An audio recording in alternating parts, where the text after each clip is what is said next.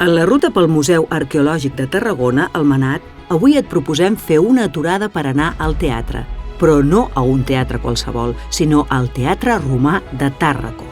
Construït a inicis del segle I després de Crist, al barri del Port, una de les zones més vives de la ciutat. El teatre era, conjuntament amb el circ i l'amfiteatre, un dels 3 edificis dedicats als espectacles que disposava la ciutat de Tàrraco i que donaven compte de la seva importància com a capital de província designada per August.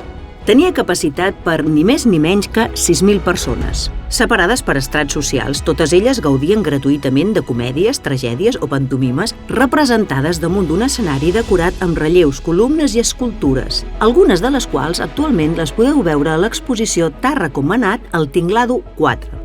Supervivint el temps i la història, des del 2010 s'hi està treballant per tornar-li part de l'esplendor i descobrir-lo a tothom que vulgui. T'hi animes? Vine a unir els punts i emociona't. El Teatre Romà de Tàrraco és una de les seus del Manat i està reconegut per la UNESCO com a Patrimoni Mundial.